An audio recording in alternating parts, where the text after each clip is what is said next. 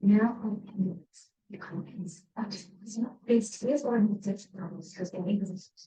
okay. Good morning, everyone, and good afternoon, good evening to those online. Thank you so much for your patience as we worked out technology. As we know, a hybrid meeting is never an easy thing to pull off, but thank you for being here. And welcome to our breakfast dialogue on rethinking financing for development in the Global South from a feminist perspective. First thing to say is we have interpretation, Spanish, English, especially for colleagues who may be online. But if you're in the room, you can also access the Spanish interpretation by logging into the Zoom. So let me know or let Alex know if you need help if you're in the room with the interpretation. And if you're online, you just click the globe for interpretation in the usual way and click Spanish. So, and also for those in the room, we have food outside. Please feel free to get coffee or snacks at any time. We can have a fairly informal meeting. So thank you again so much for being here, and thanks so much to our co-conveners. So I'm Katie Tobin from WEDO, and WEDO is the Women's Environment and Development Organization. And we're thrilled to be co-hosting today with Tax Justice Network Africa with Mukupa, second from my left, whose idea this meeting was. So thanks, Mukupa, for that. We're also joined as co-conveners by Latindadd, Lelia, who's online. I'll introduce everyone in a moment, and Third World Network. And we're really excited. Given the significance of the Financing for Development Forum this year, this is a big one for two reasons. One, well, I'm sure for more than that, but for two reasons I can think of. One being the Financing for Development fourth conference is finally happening next year in Spain. So this is a big moment in terms of lead up to that. Also, we see that a lot on the agenda for this year's FFD forum ongoing and in the sort of framing documents that the UN has produced. And then perhaps even more excitingly, the ongoing process to determine a new UN framework convention on tax. As we know, a longstanding demand of the economic justice movement as a whole, and that starts right after FFD ends this Friday. So we as feminists with a structural analysis, as the FFD movement, economic justice groups more broadly have been calling for decades for the UN to take a greater role in global economic governance of tax, of debt, macroeconomic policy in general. And so this tax convention is a huge step forward and kind of reorienting economic governance agenda into the UN as our only truly democratic multilateral space. And we know that the reason we're going to have a tax convention is in large part due to the leadership of the African group and the support of the African Union Commission. So we celebrate and appreciate their leadership in finally getting us to this moment. So over the next few months is the kind of terms of reference, the sort of agreement of the substantive elements of the commission. And so now, even though it's that more technical moment, it's the opportunity for us to make sure that whatever results in terms of the tax convention is in line with our feminist structural analysis and with our emphasis on the systemic issues on the original agenda of financing for development, with a real focus on enabling the economic sovereignty and self-determination of the global majority of the global South, and to promote the conditions required for gender justice, something that has come up a little bit less so far in the discussions. So today's discussion will focus on the role of tax policy, but as part of that bigger picture, as part of systemic efforts to achieve justice, achieve structural justice, economic justice, also in the context of ecological justice, which is taking an ever more urgent part of the discussion, given the sort of efforts to transition away from fossil fuels and given the role that extraction of natural resources is playing in that green transition. As the sort of climate and development arenas overlap more and more, we need as much precision as possible in terms of what we're asking for. And we're really excited today to be focusing on what a feminist decolonial economic vision would look like. So we have an incredible lineup of speakers. I'll introduce them in reverse order. We're lucky enough to be joined by Luckystar Miyandazi, who works on tax all the way down there for the African Union Commission. And Luckystar will give us a perspective from the regional economic institution and in light of the leadership of the African regional bloc, as I mentioned, in getting us that resolution on a UN tax convention. And then we've got Mukupa and Nsenduluka from Tax Justice Network Africa. And Mukupa has co-authored, along with Rachel Edgerboya from Tax Justice Network Global, a really interesting paper that we were really honored to publish on the application of the tax justice framework of the 5 R's, and Mukupa will explain, to resource-rich countries on the African continent. And we know that this is super relevant and super important in the context of green extractivism, green colonialism, across the global South, as well as also the so-called South and the North, the Black and Brown communities, including in the US, who are most likely to bear the brunt of this extraction in favor of consumption in the elites, elite corners of the world. So Mukupa will present some aspects of that paper, so the tax justice framework with relevance to climate, to natural resource governance. And we'll also hear from Clelia Guerrero Garcia from from Latindadd, who's a tax justice specialist. Clelia is going to share some cases of resistance in the Amazon and a little bit about how these dynamics are playing out across Latin America. As you can see, Clelia is with us on Zoom. Thanks, Clelia. But first, to set the scene, we'll hear from our friend Bhumika Muchhala, who's a decolonial feminist political economist of Third World Network and also the New School, who's written some really foundational pieces on this. I'm sure many of us are aware of her feminist fiscal justice piece, which we've also linked, and the resources for this meeting, as well as a piece that became part of the conceptual framework for the Feminist Action Nexus for Economic and Climate Justice on a feminist and decolonial global Green New Deal.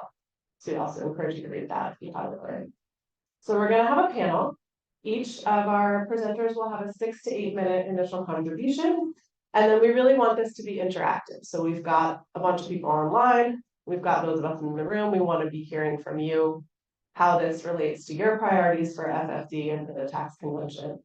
And then we'll come back to the panelists for final remarks. And we'll make sure that we close in time for all of us to get over to the UN, those of us in person. So we'll close, we're running a little late, so we'll close probably by 9:40.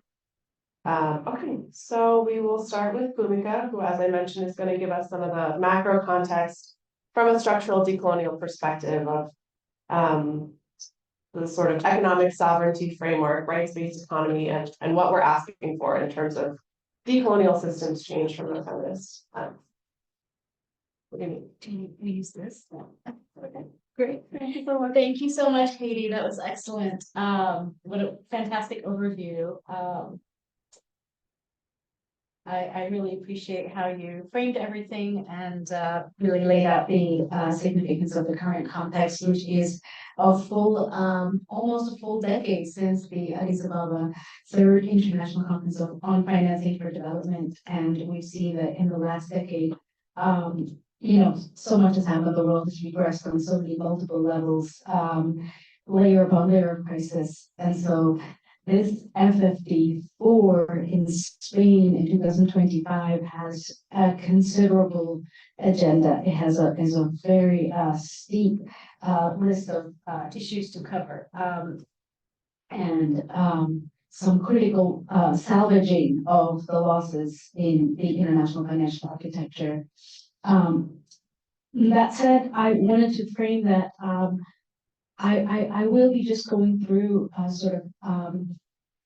some ideas of the foundational significance of a feminist fiscal justice framework, which is very much part of the Financing for Development agenda. I wanted to note that in this year's draft outcome document, at least, there is a paragraph on the social reproductive economy mentioning unpaid care work. And while this is a new development, this was not part of the FFD outcome documents. It was not part of the content in previous conferences. It is a very welcome addition this year to have real solid language, at least mentioning unpaid care economy and the role of women and girls.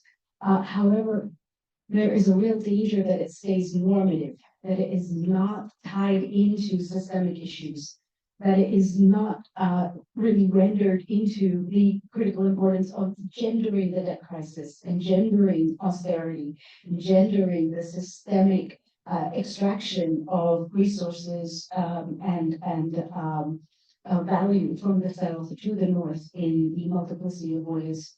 So addressing the social reproductive economy as a silo and saying platitudes that it needs public investment is certainly not enough. The question of public investment, the question of fiscal space is very much tied to the international financial architecture. So I just wanted to start with saying that the fiscal space crisis, the debt crisis that we see today is inherently gendered. And the gendering of our, macroeconomic crises is on multiple folds. So we cannot necessarily separate from a systemic analysis sovereign debt from fiscal austerity, from tax evasion and avoidance, from the cost of living crises with monetary tightening. We have to understand and locate all of these crises happening simultaneously, recursively, in interaction with each other as part of the neoclassical economic regimes of deregulation. There's a deregulation of tax, of tariff rules, of capital account regulations, of financial regulations. So this deregulation that is systemic in nature is very much part of the monetary consensus and part of the financing for development ethos, in that there is an understanding from the very beginning that the G77 put out with the FFD ethos, which is a continuation of the right to development in the 1980s and the new international economic order before that. It's sort of a technocratization of those articulations, where the G77 articulated that the systemic asymmetries that define international financial and monetary architecture cannot be resolved on the national terrain, because they are made on the global terrain. They are made within the colonial institutions that were formed during the colonial era. And obviously they're not fit for purpose because they were not formed to be fit for purpose for a multilateral world. So the fight for policy space on these multiple dimensions is what the financing for development is about. The UN has that legitimacy, the operational space, and the convening power to bring together the governments of the world on a universal and equitable footing, which we see and we know from over almost a decade, 80 years this year, that the Bretton Woods institutions, IMF and World Bank, certainly do not possess. So I wanted to just quickly go over the systemic crises that I mentioned. When we're talking about the gendering the debt crisis, it is also about gendered austerity. The debt crisis we see today, which is structural, born out of the extractive production structures that were foisted onto developing countries from the colonial legacy.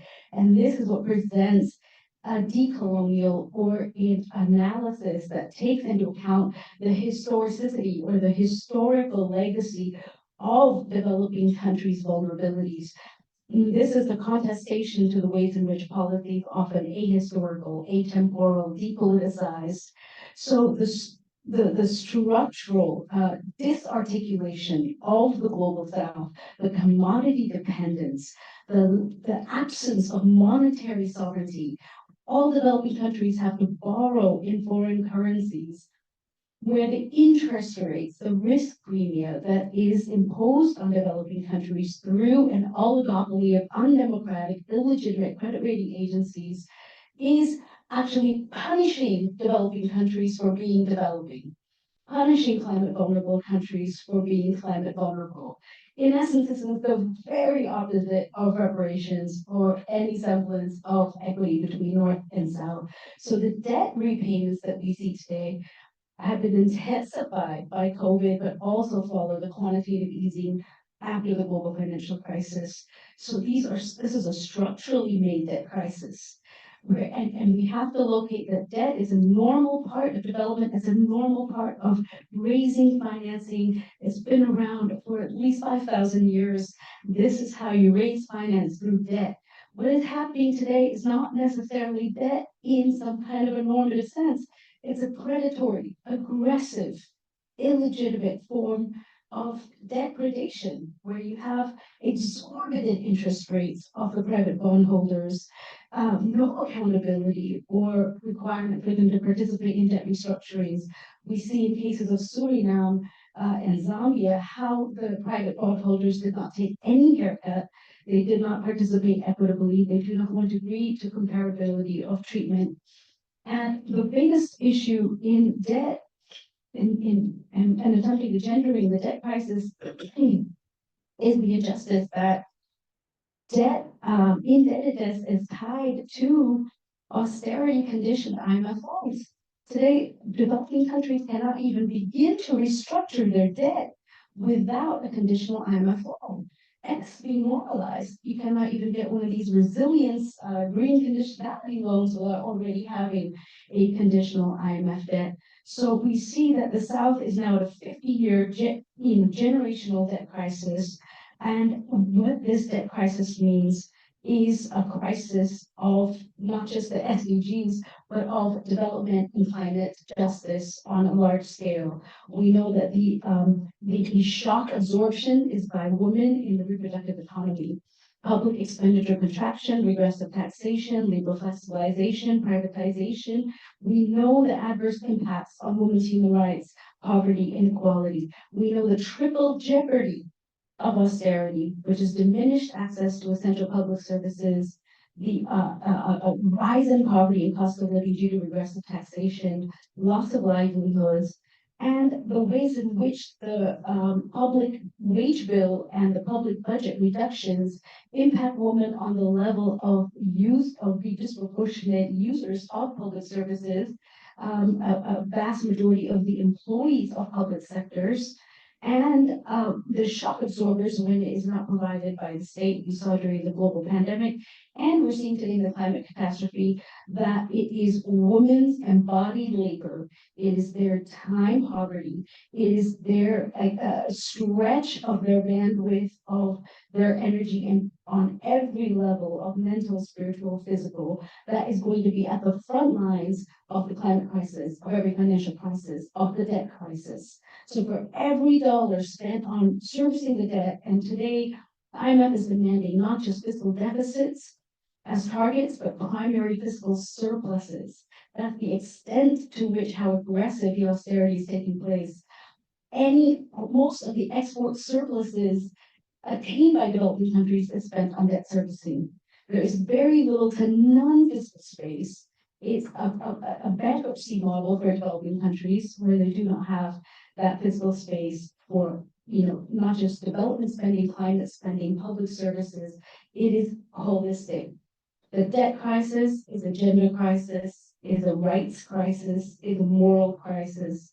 It is a crisis of today's amorality of high finance and a very late stage of aggressive neoliberalism, where deregulation and lack of accountability of private sector participation is really at its high. So what are the fixes? First and foremost, the sovereign debt restructuring mechanism. It has been a long time call of the G77. Its target 17.4 in the SDGs, thanks to civil society advocacy.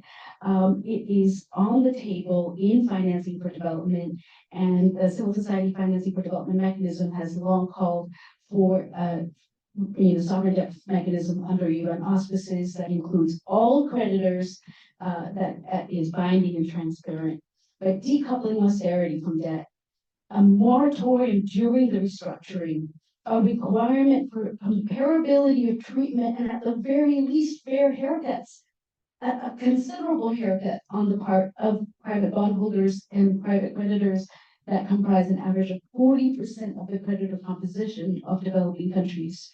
And no Suriname style of value recovery initiatives that are based on further oil and gas exploration, where debt restructurings are de facto furthering climate injustice and fossil fuel capitalism. Reformulating the calculation of the debt sustainability analysis. This is also part of looking again at the sort of deregulatory and neoclassical assumptions that are embedded into the Maastricht Treaty, for example, these debt ceilings that do not include any part of the human economy and human society. We also need to call for public credit rating agencies and, of course, the global tax body. So with that, I would want to conclude by also just highlighting the systemic nature of the capital account regulations and the financial regulations that are needed, especially in food and commodity prices, as we saw food and commodity prices really be volatile during the inflationary period last year. And to close, to say that the most systemic agenda at the end of the day is about structural transformation. And feminist economic justice is about a systemic agenda of structural transformation, which means transforming the domestic productive sectors and diversifying local economic activities away from commodity dependence, away from the neoliberal export-oriented development model, and towards self-sufficiency and economic and industrial sovereignty. So if we're talking about a systemic agenda for feminist justice, it is about a multidimensional agenda of economic and debt sovereignty. It is about industrial sovereignty, and it is about food and public resource sovereignty. Thank you.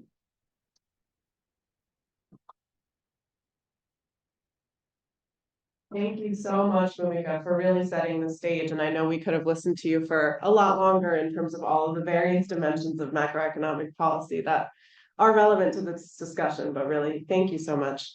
We're now going to turn to Clelia Guerrero Garcia from Latindadd, who's their tax justice specialist.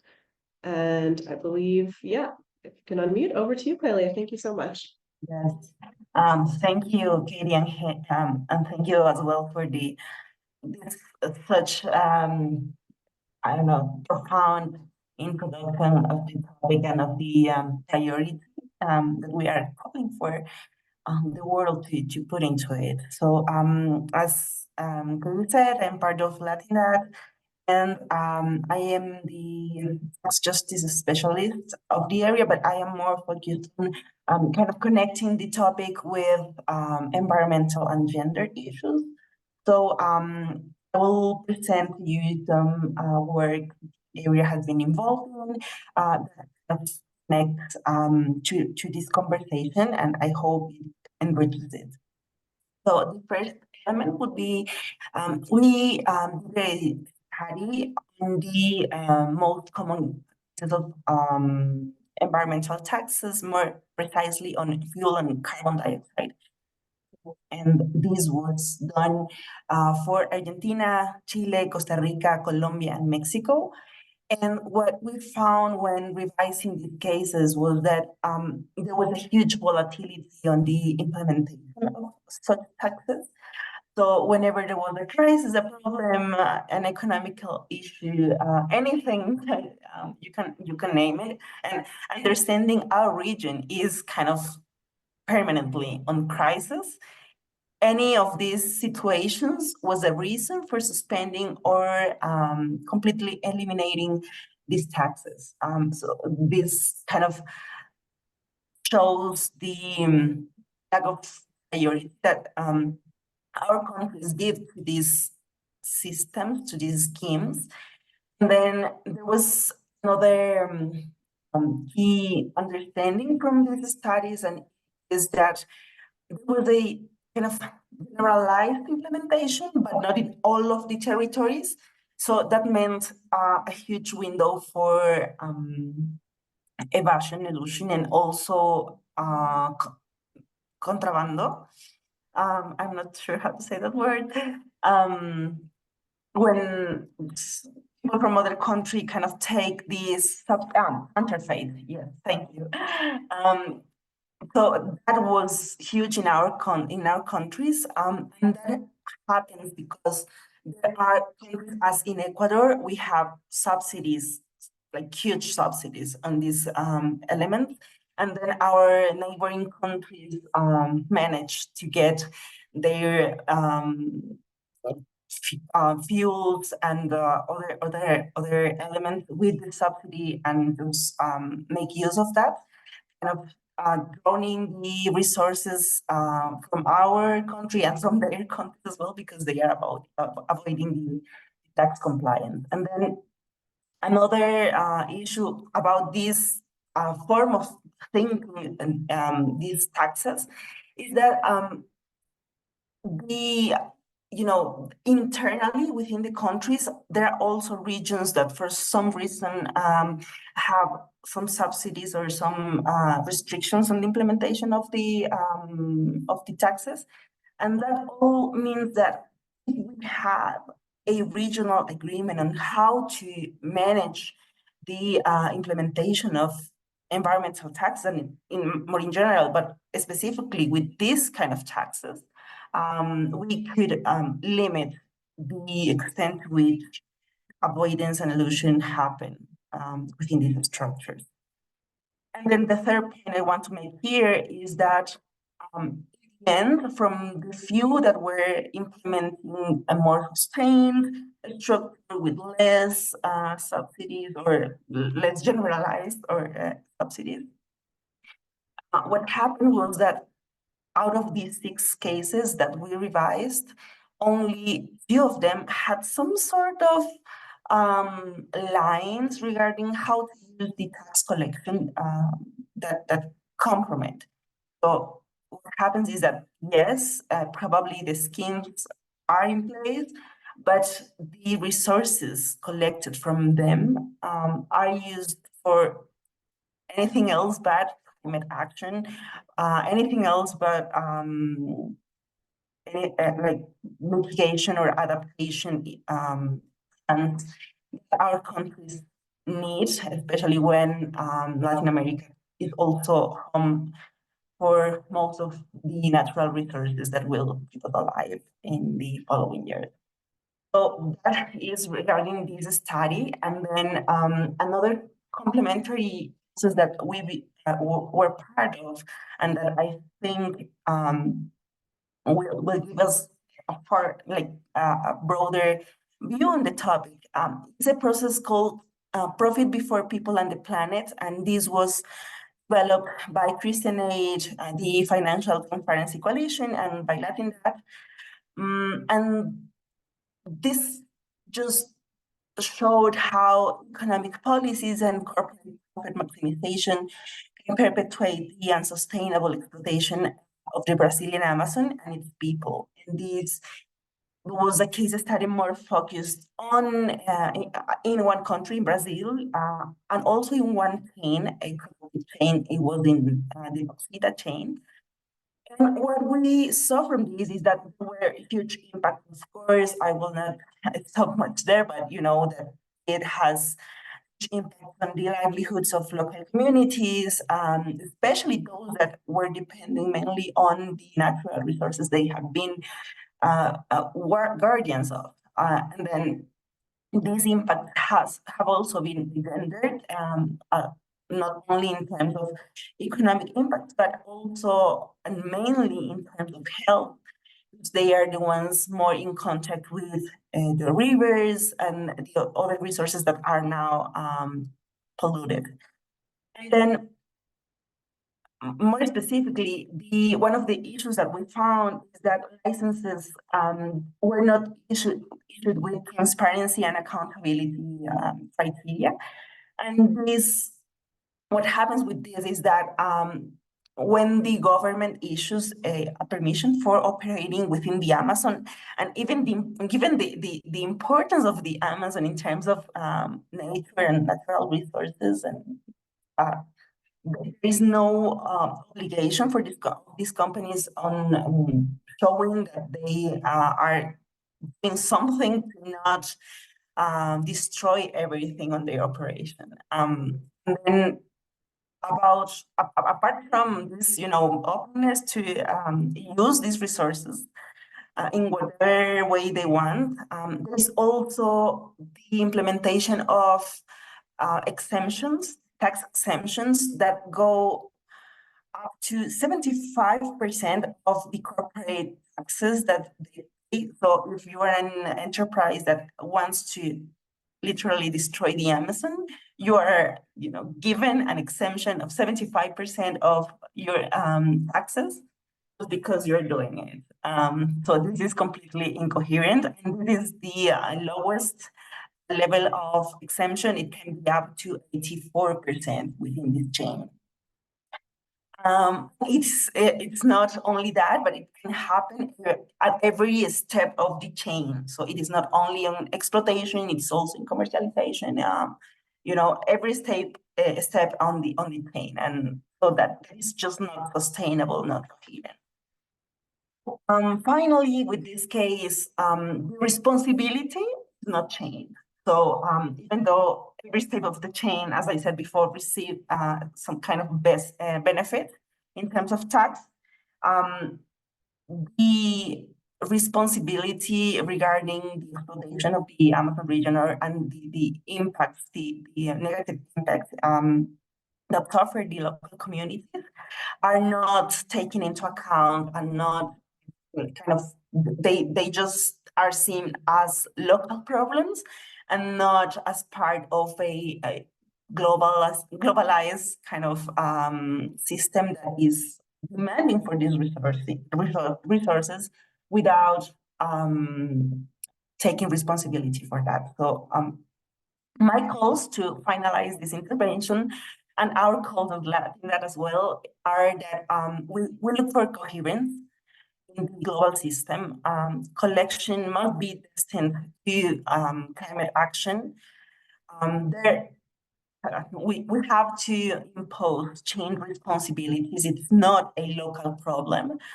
But also, it is crucial that we suppress these unsustainable tax benefits and subsidies that are not coherent at all with what the world is looking for. In terms of priority, it is not a matter of whether there are not other issues. Prices are kind of permanent, not only in our region, but in most of the world. So we and our governments have to show this kind of respond to this priority within their actions. And then finally, in terms of justice, we also look for progressivity within these schemes, within the countries, and also kind of regional and global cooperation on the design of these schemes that not only protect the resources, but also the communities and the countries that host them.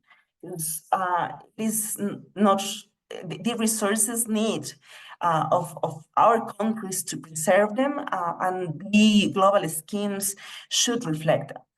So that's it for now, and thank you for your attention. Thank you so much, Clelia.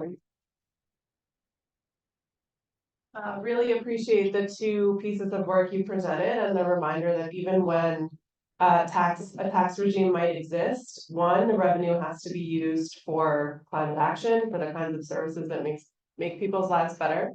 And then two, the level of corporate tax evasion is just staggering. So a really interesting reminder of how all of these so-called development issues are connected: environmental justice, health, community rights, free, prior, and informed consent, all of that. So thank you so much for those examples. And I'm now going to turn to Mukupa Nsenduluka, who's a senior policy officer at TJNA, to take us through the sort of climate, resources, extractives, tax nexus. Mukupa, over to you. Thank you.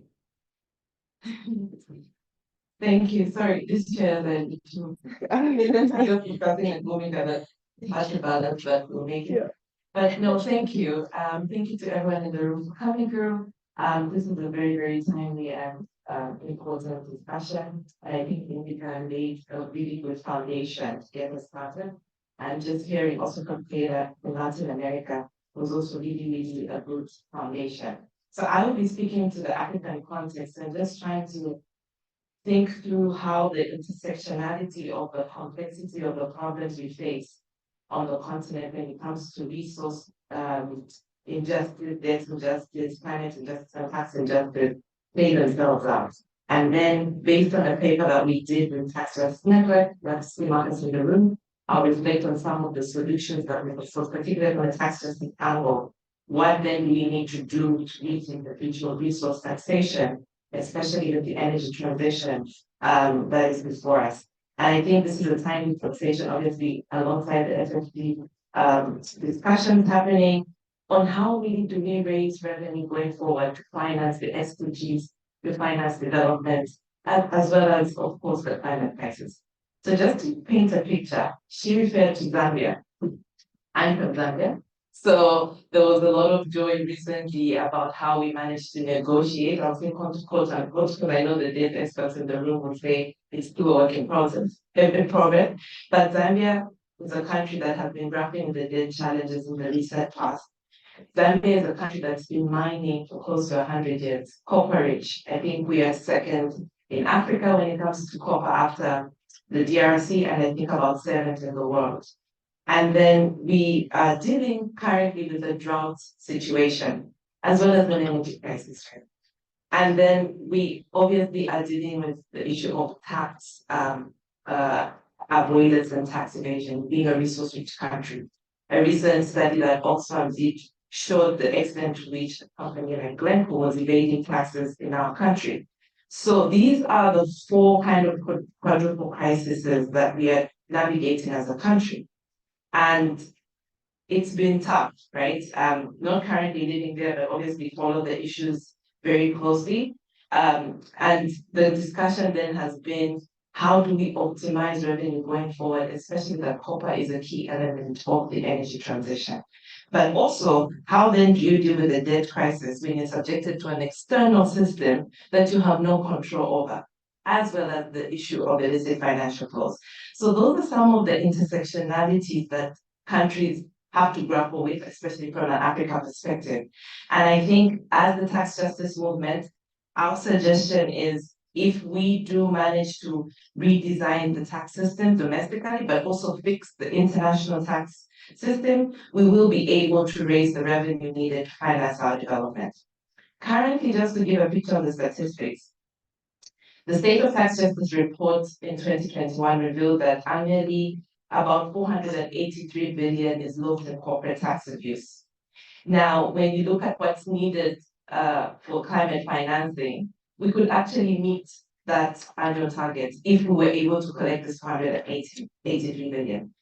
But the global north countries, I think in 2009 at the Copenhagen COP, committed to support global south countries with annual financing, I think, of 100 billion United States dollars for climate action. To date, that amount has not been met.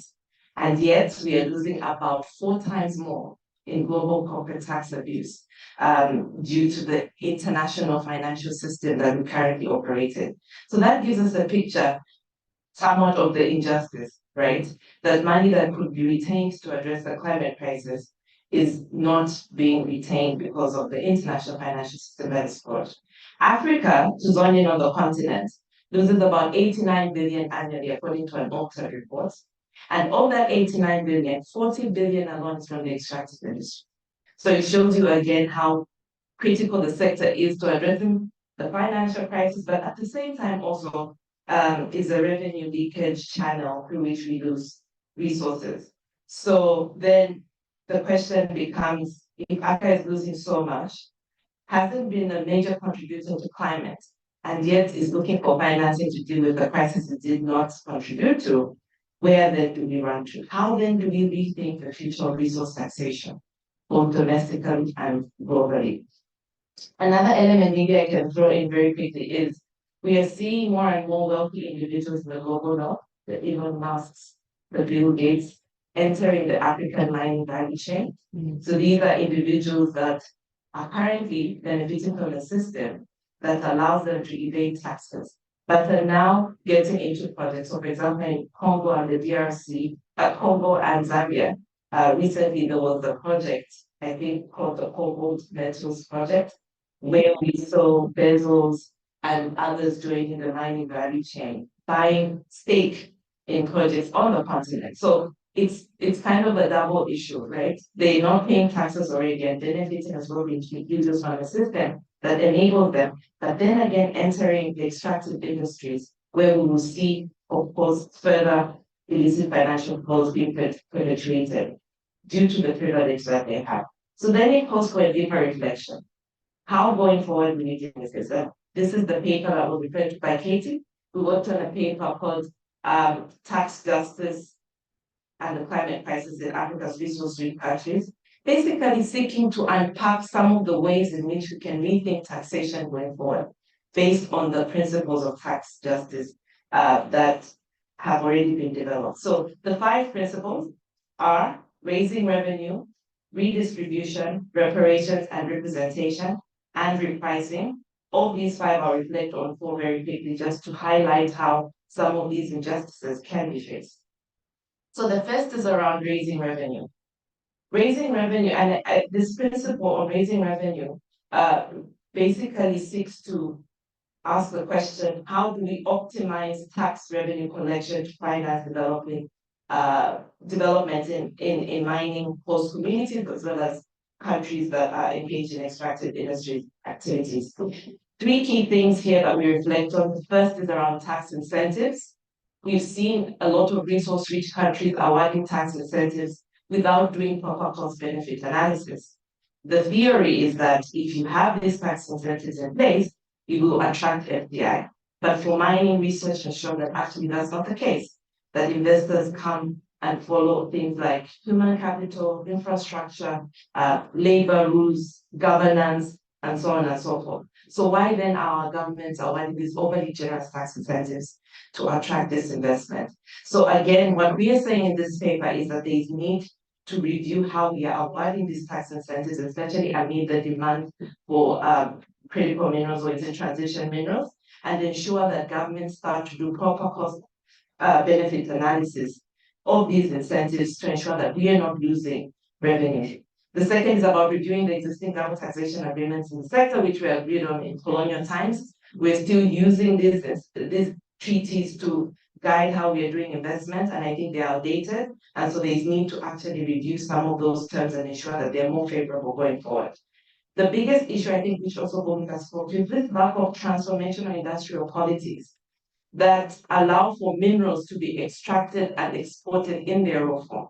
We are saying that the future of mining cannot look like that. Going forward, there is need to ensure that value addition, forward and backward linkages start to happen in the local economies on the African continent, and that people set up hubs for value addition on the continent. That will then ensure that we actually collect more, even when it comes to tax revenue collection. Katie's giving me an eye, I think, time. Okay, very quickly. The second R is on redistribution of wealth. How then do we ensure that once we collect the revenue, we redistribute it, especially to the mine host communities? When you look at the kids in the Congo that are mining that cobalt, they will never be able to use some of the accessories that end up with the cobalt, like laptops and phones. How do we ensure that those kids there have public services such as schools and education services to ensure that they're empowered? Women as well in mine host communities who bear the largest brunt when it comes to mining. How do we ensure that the revenue from extractive industries is invested in public services to promote their well-being? Lastly, representation, and I think this is a key one, even when we think about the UN Tax Convention, both globally and domestically. How do we ensure that going forward we have equal representation of African states when it comes to obviously global tax policy making, and also on the ground? I think when it comes to mining projects and thinking about the gender dimension, women are often left out when it comes to decision making on what projects should happen in their communities. So how do we ensure that free, prior, and informed consent starts to happen, especially as we see more and more projects happening with the energy transition? So I'll end there, and I guess it's a good segue for Michael to speak to the representation. Thank you very much, Mukupa, and yes, Luckystar, please go ahead. Thank you. Thank you so much, and thank you all for having me here. The good thing about going last is that you pick up all the good points that everyone has said. maybe summarize them, but as introduced, I work for the African Union Commission. I'm a tax and BRM advisor. So the African Union Commission, for those who don't know, is the African body that represents all of our governments, 55 member states of African countries, and we're headquartered in Addis Ababa. Yeah. So Africa's leadership in this, I think one of the things that gets forgotten is how much the continent has contributed to the change in discussions that we're having today and what we're seeing, especially change in terms of the global tax architecture and in general, the global financial architecture. So the discussion did not just start now, and I think that's as Coffee I was talking to someone about just the history of some of this, including the feminist movement and the role of African women in shaping the conversation, especially on economic justice and women's economic empowerment. So for the African Union, we have a document which is called Agenda 2063, which is sort of our socio-economic outlook of what Africa should look like by 2063. Now 15 years from now. And I think the idea with Agenda 2063 is really the recognition of women who make up more than half of our continent's population. And they're also the people who hold our economy. So as we've seen, especially on taxation, unpaid care work, which I was very, very happy is now there's some sort of language there, and in 2025 we'll probably see more of this because there's a lot of advocacy around that, but it was something that wasn't recognized.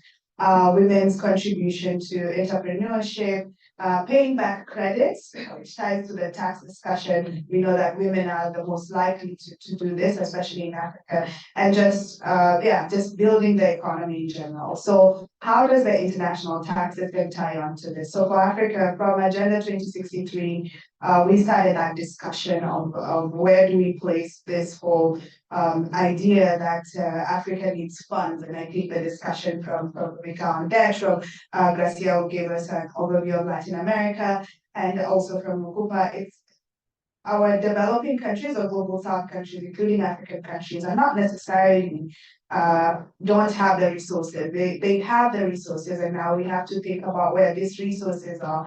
And so Agenda 2063, for example, places that domestic resource mobilization should cover up to 75% of Africa's own development.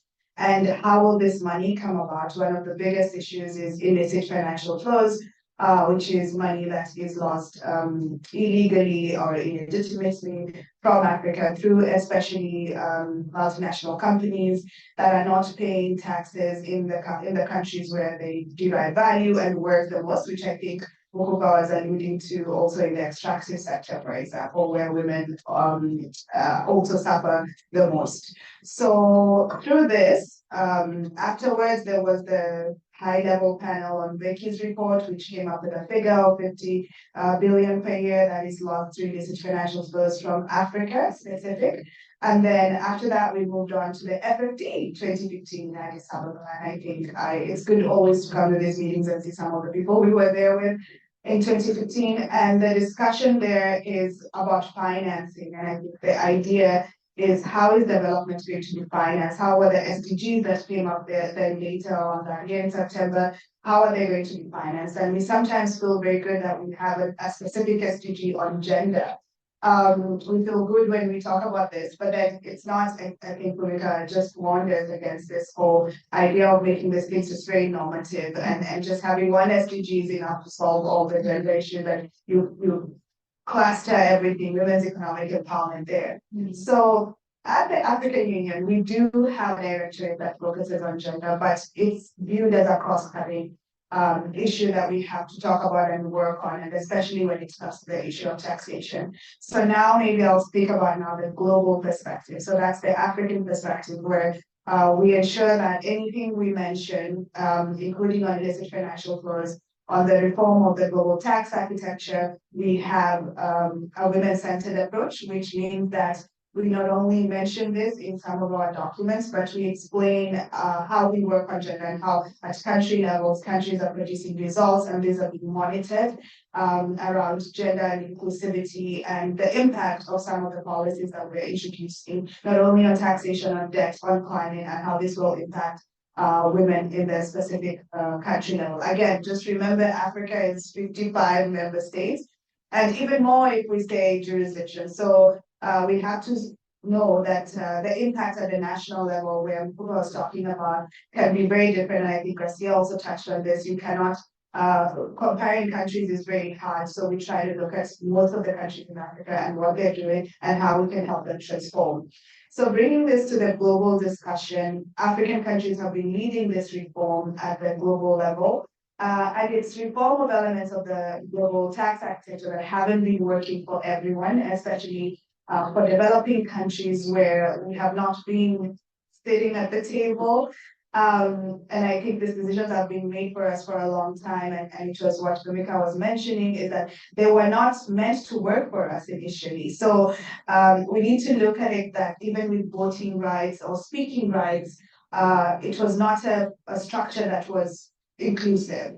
And I think this reform is not only just about inclusivity, but it's also about having a say. And sometimes this is also what now we are seeing a little bit of a debate where it's like, do they have the capacities or the expertise to actually have a say on things that will affect them? And I think at the African Union, this is one of the things that we are really advocating for, to come together and speak as one voice and really show that we do have what we want before. We do need a voice, but these issues affect us and we know what affects us and we can speak for ourselves. So this was first seen with Nigeria on behalf of the African Group of Ambassadors based here, proposing the resolution that was then voted for 125 countries.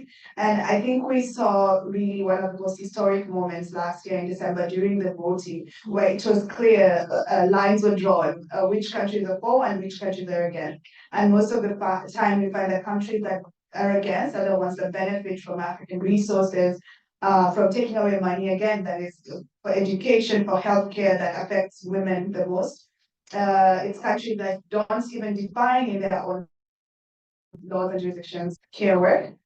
So this kind of reform for Africa means a lot, because at a global level, we're talking about being included onto the table, but also contributing and writing these documents in a way that recognizes our unique position in taxation. Again, unique position means that we are a continent that brings in, I think, the most member states to the UN, for example. And so when we come in, we are talking about what we've included small island states, we've included bigger economies in Africa, GDPs that are lower and GDPs that are higher. So we're trying to get a common voice. And I think one of the results that we got really was the resolution that was voted for. So very quickly, I think I'll talk about some of the priorities for African countries moving forward. As we know, from the 26th, we're going to be discussing the most substantive issues around the UN Framework Convention on Taxation. We already have Egypt chairing, which is an African country, and then from the Africa group, we have other members that are co-chairing the session. So some of the priorities we want to see, then I'll link them to the gender discussion, is one, full participation in decision making. This is what I've been talking about, but we also need to recognize in saying that we also need women on the table. So full participation should also mean representation of the majority of our population in Africa, which is women, and how some of these policies, including anything on illicit financial flows, will affect them.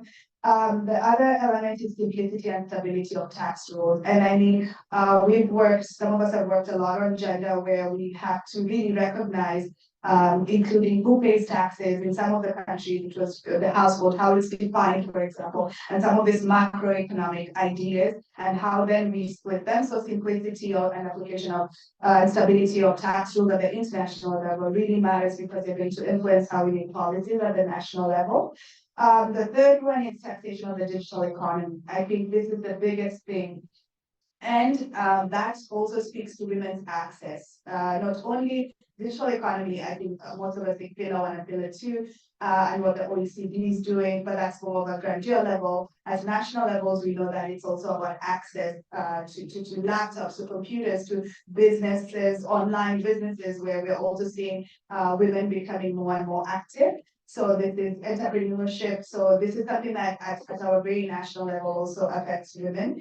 Tackling illicit financial flows. I think we've talked a lot about this, the impact of tax evasion and avoidance on resources that would have been used for healthcare, for education, for infrastructure, which affects women the most. Then transparent decision making. I think this is what we're calling for. No more making of tax rules in closed doors. Now we can watch and we can see what even the ad hoc committee is doing, and I think having a say, even with organizations that we partner with at the African Union Tax Justice Network, Africa, ACTA, Africa Tax Administration Forum. They are also sitting at the table and helping us and working together with us to propose things. Then we'll also look at the enhancement of global cooperation. I think this is, we collaborated a lot during the process of coming up with the framework convention, ad hoc committee, proposing what the terms of reference should look like.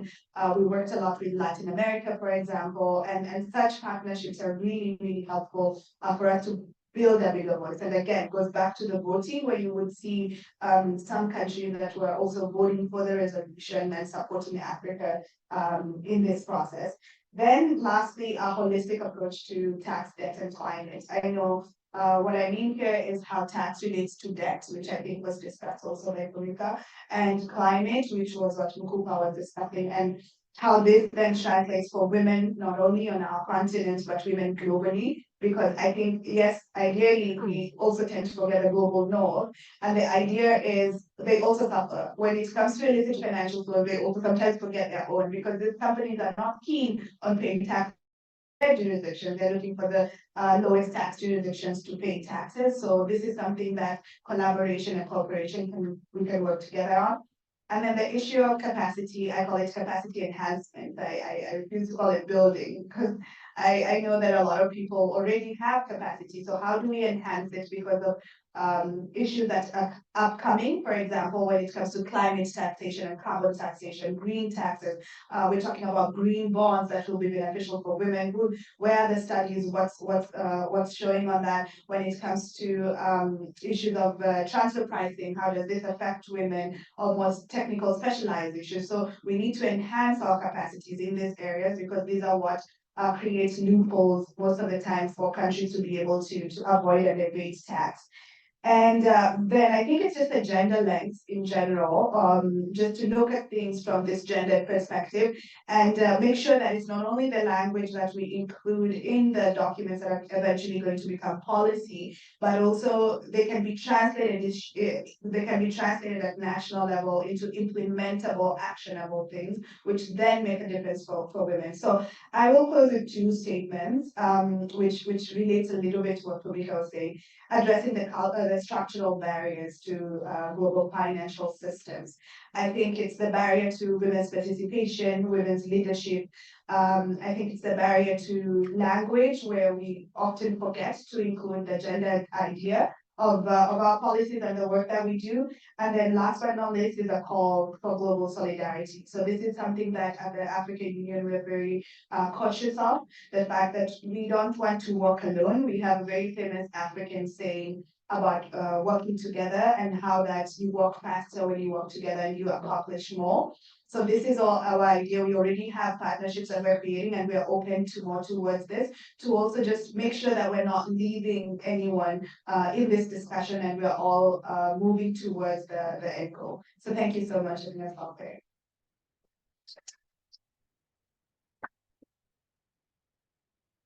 Thank you so much, Luckystar. What an incredible deep and holistic view of how all of these macroeconomic issues relate also to gender, and a really interesting example of that kind of women-centered approach of the African Union Commission. And I think both Luckystar and Mukupa talked about the need to consider these policies holistically: tax, debt, climate, also austerity, also gender, and that's really fundamental to the sort of overall approach. So really appreciate that reminder also to question dominant narratives, and to make sure that we're as we're questioning the structures, also questioning the way we speak about them. Okay, time to open the floor. We do have mics in the ceiling, but I think for the interpreters, I'll run the mic around. So please raise your hand if you have a comment or question you'd like to make. And then also for those online, you can put in the Q&A box and or raise your hand. So I'll start with Tara and then pause. Thank you. I'm Taranga Disiva from Sri Lanka.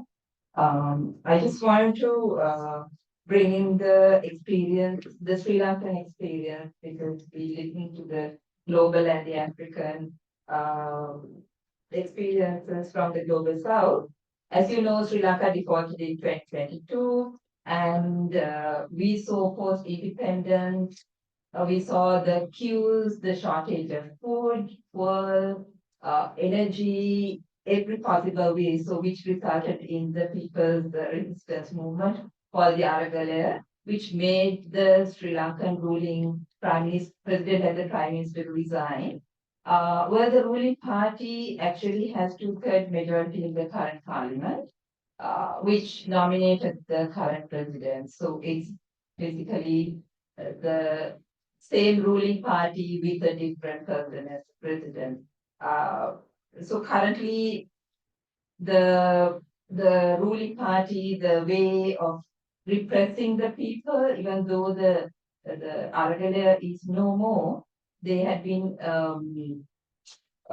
coming up with regressive laws such as online safety bill, new labor reforms, which is very restrictive of women's labor rights, and also that is also the new labor reforms is a way of the way that they wanted to encourage increase the women's labor force participation.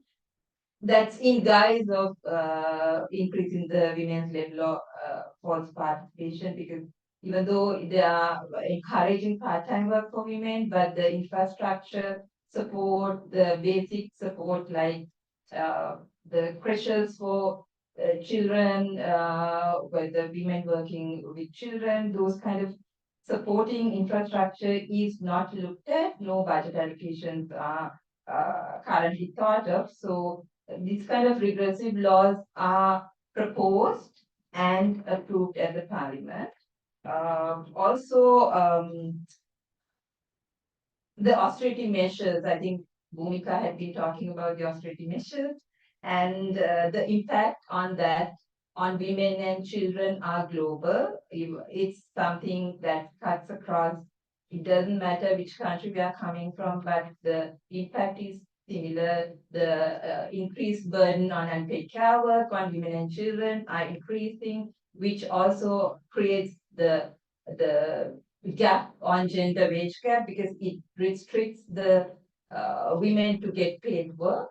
So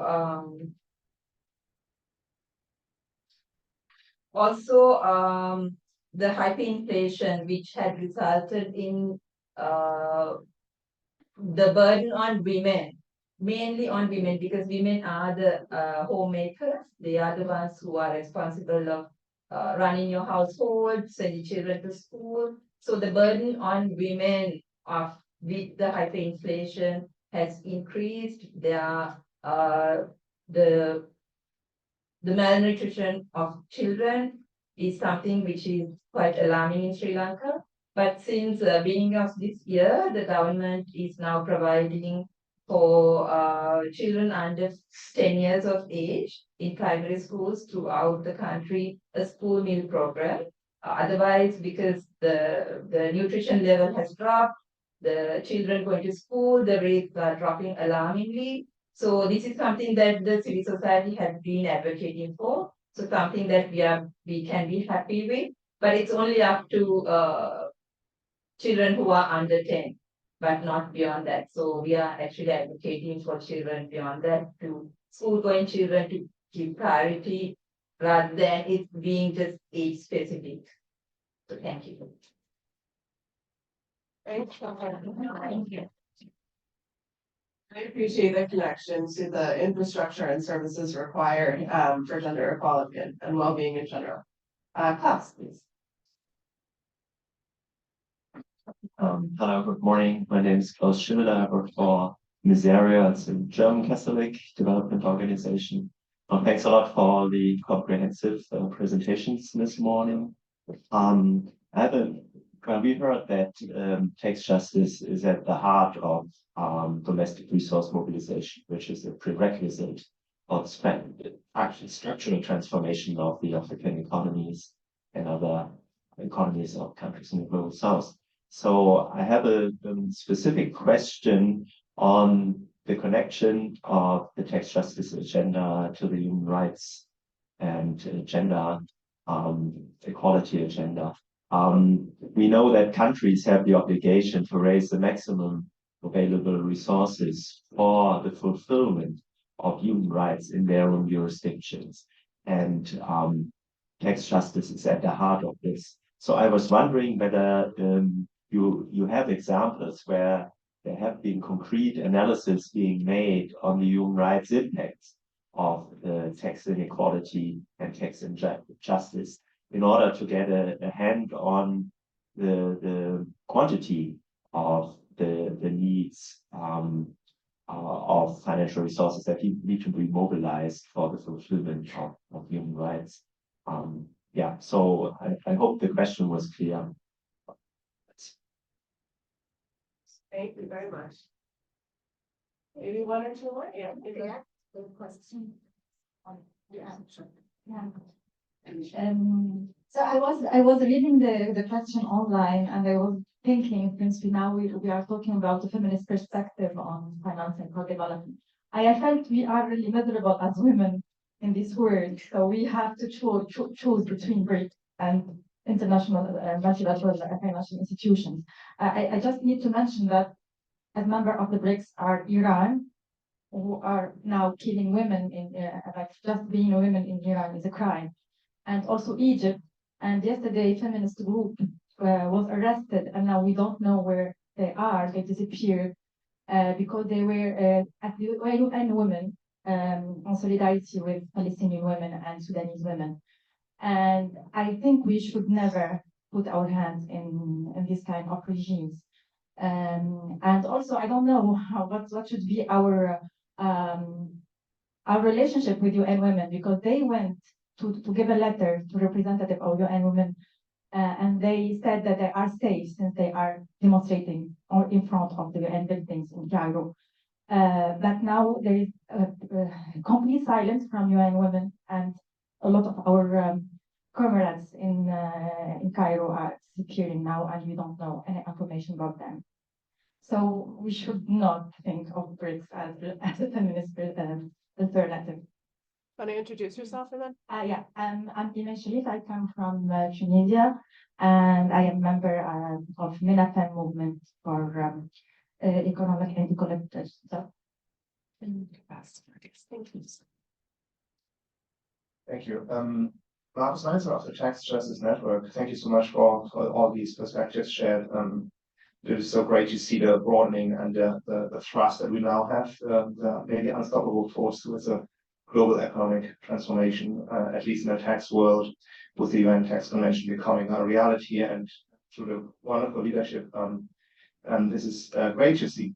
I have two questions, maybe one for Claudia, and I was really curious to learn about this. I mean, as an example that you provided, I'm curious to hear if maybe there is what countries maybe these tax incentives are prevalent in, and if there's also something that is happening. Is there some pushback? Is this independent of the political governments, the changing of governments, whether these tax incentives stay the same? Do they change? Is this in many countries, or is it just a few? I would be curious to learn more about that. It's really, I find it outrageous to hear. And the other question I had to Luckystar on the African Union's endorsement of transparency, which really is fantastic to see. And I agree with all the possibilities that are here that aren't in other spaces where usually tax matters have been discussed so far. I have a question on how far the transparency may be pushed, and whether you have a clear view on the role of CSO access and participation as part of that transparency. And specifically, I'm curious to hear a bit about the possibility even for example, to make public the compilation documents of government comments, of drafts that are being discussed, because we know that the deliberations may be streamed or kind of have an access in the room, but if most of the thing happens on paper in drafts, as many of the written stuff will be happening, and then you have WhatsApp groups or other groups exclusively discussing those drafts and commenting on, without seeing actually ever what comments countries have made to the drafts, the zero drafts or what drafts, the transparency becomes a bit of a maybe a questionable quality. Do you have I mean, that's a very specific and detailed question to push for that, but I would be curious if you have a sense of where the line here might fall. I understand also there's a need for confidential deliberations, etc. So where to draw the balance here. Thank you so much. Final question from me.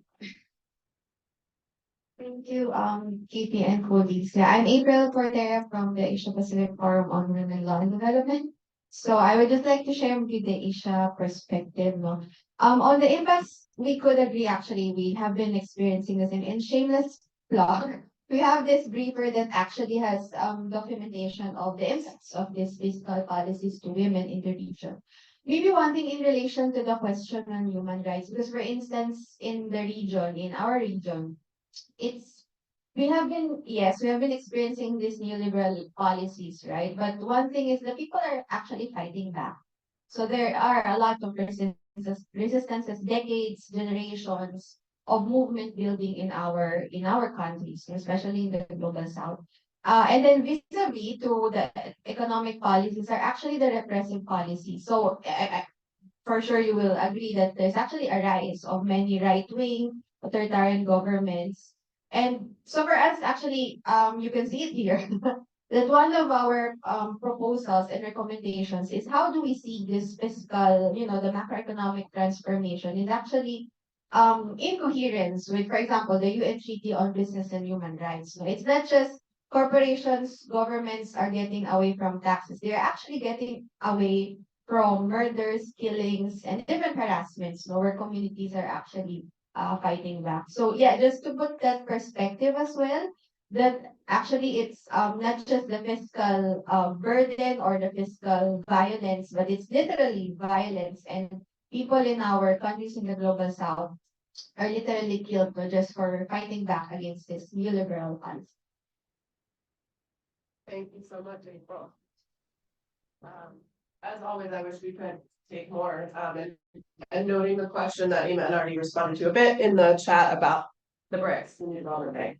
So maybe we'll start with Clelia, because you had a question on tax incentives. Then Luckystar on transparency. Bhumika can take the human rights, tax justice connection from Klaus, and then I'll pass to Mukupa. So Clelia, over to you, please, to respond. Just 1 or 2 minutes, if you don't mind. Thank you, Katie. Sorry, I'm not sure I got correctly the question, because the farther you are from the mic, the less I can understand. However, what I understood was about the volatility that I mentioned on the position on the taxes, the environmental taxes. Was that correct? Yeah, the which countries have the tax incentives and Okay, about the tax incentives, the case was raised on Brazil, because as you know, Brazil has a huge part of the Amazon, and that was why that raised our interest, being them the hosts of the Amazon region, having these kind of incentives, not only for, it was kind of divided. So if you had investments, you had some deductions. Then if you had exports, there were other deductions or exemptions, and then they kind of sum up. That was the idea. But if you, as most of the companies did the operation for exports and for being part of a transformation, productive industrialization of the Virgin project, will have up to 84% of deduction of the corporate tax.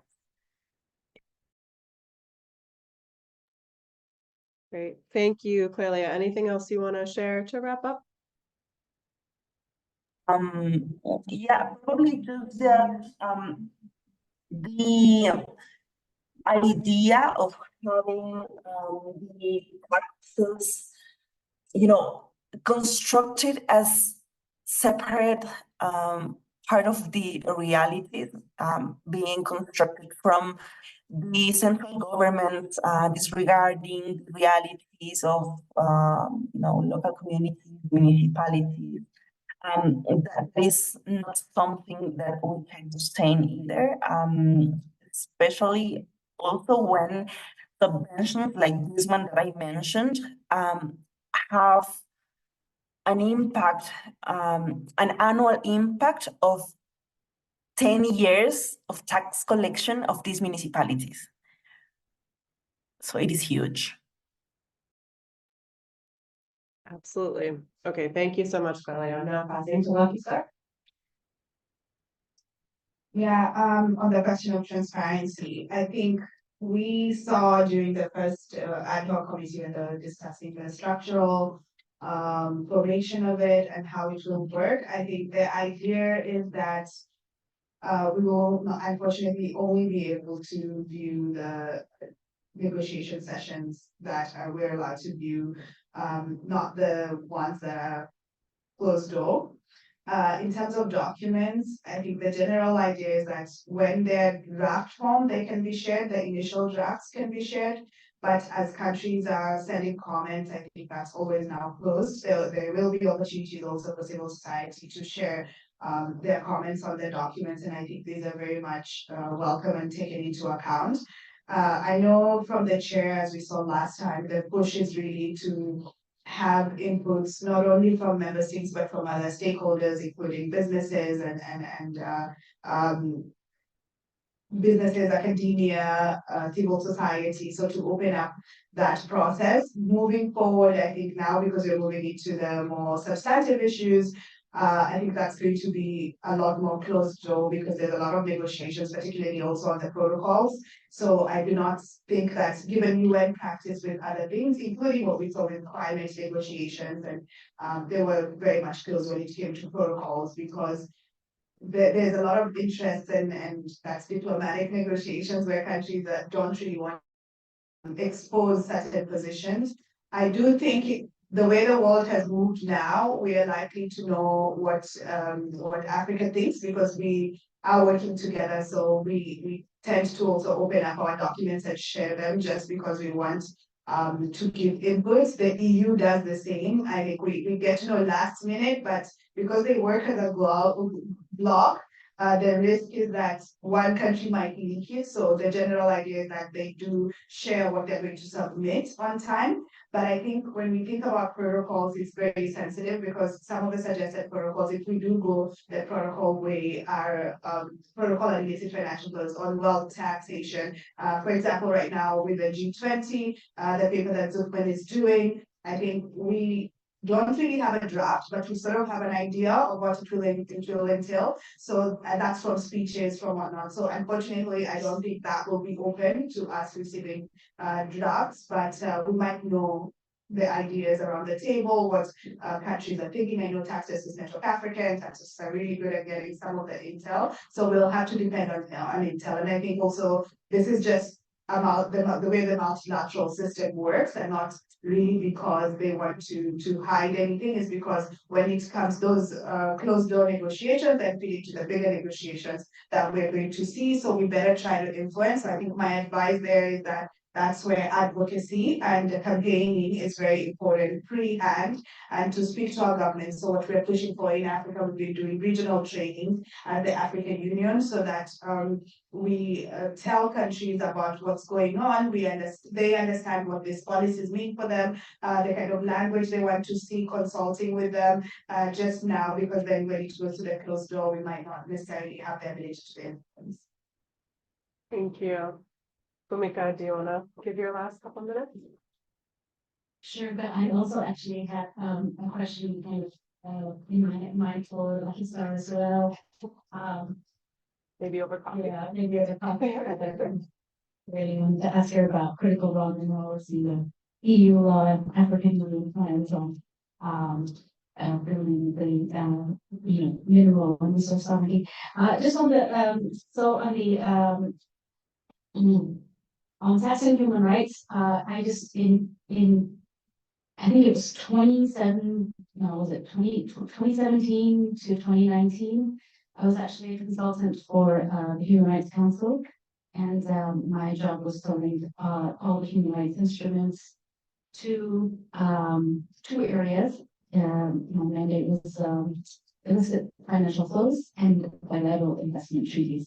So I have two papers in the Human Rights Commission linking human rights instruments to these two areas. So I'm just like putting up my paper and remembering that with the illicit financial flows, the argument was that the human rights, the rights-based economy argument was very vital to show, for example, that when we can show that the tax revenues, which are the rightful sovereignty of the public resources of the state, are being forsaken, and can show the direct linkages of that evasion to the impact on economic and social rights financing. So the link was made by, we would point to studies that would show the correlation per annum between evasion flows, the illicit financial outflows, and decreased financing of the health, social protection, and education budgets. So to show the time linearity, and then to point to the impacts on the economic and social rights of education, health, social protection. And then an argument can be made that on the basis of social equality, or just the intersectional inequalities, and to link it to, first of all, the International Convention, the International Covenant on Economic and Social Rights. So the ESR covenant is the key linkage, but you can also link it to UDHR. You can link it to right to development. You can link it to national human rights legislation. And when all these linkages are being done at the same time, it has the maximum impact. So the proposals that we had formulated at that time to the Human Rights Council was to, really pinpoint the case studies where national legislation is strong, and then to link it to, especially if that state has ratified other covenants, to link it in that form. But the anchor is equality. If you look across all human rights treaties, you'll see at least one principle, if not more, linking to equality. And we point to public resources and basically the welfare state, the public sector, as the anchor to equality, right to health, right to housing, right to food, right to healthcare. That falls under equitable access to basic needs, to economic and social rights. So again, the covenant is the most important, but there was a whole framing to this that can make the linkages very clear. And of course, it's not just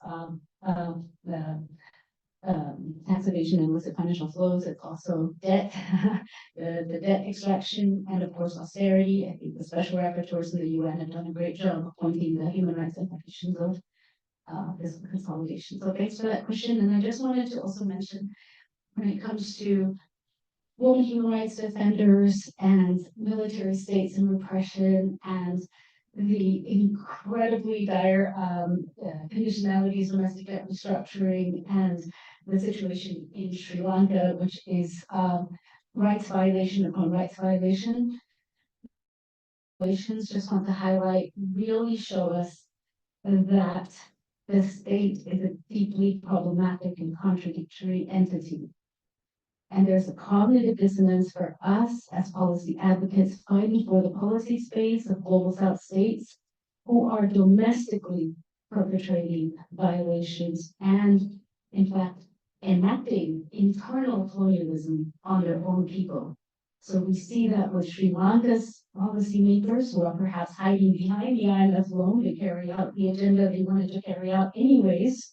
That's done in almost all military dictatorships and authoritarian regimes where they use the IMF loan to carry out their malicious agendas against the people. So the state is contradictory. It's massive cognitive dissonance. We must talk about it in a more clear way.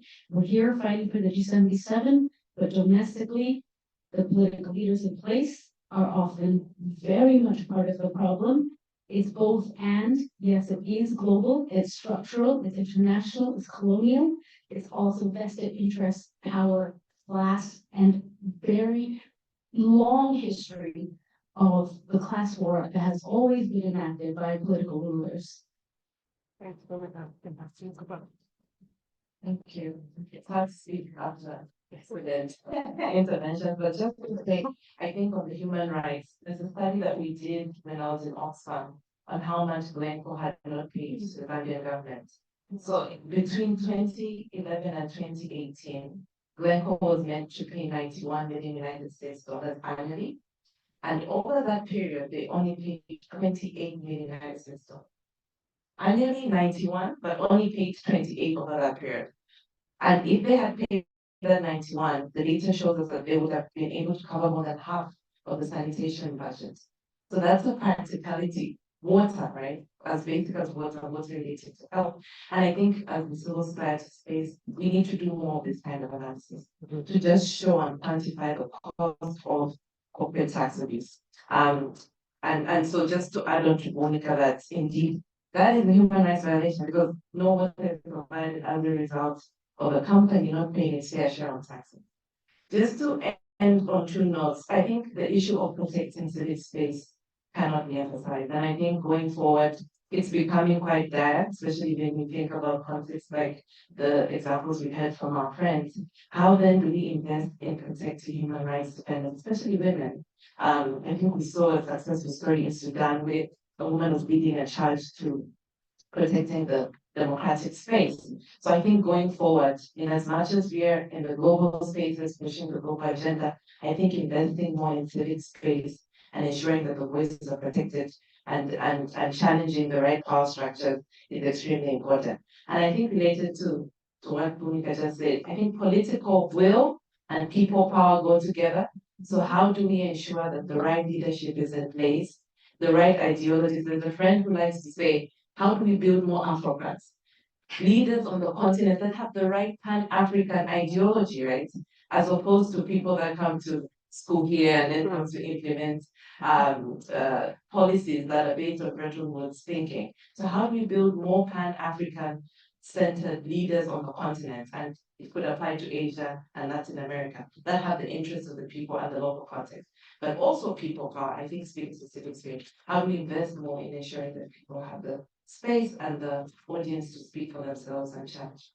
Thank you. Thank you all so much. I think the conversation has really reminded us that the stakes are so high. And that although there's local complexities with all of these issues, the terrain, as Bhumika said, for systemic issues to be solved is at the global level. So that's why we're here. So we'll close with thanks again to our incredible speakers, to Clelia Online, to our amazing feminist interpretation team, and to all of you for being with us. So thank you so much and enjoy the rest of your day.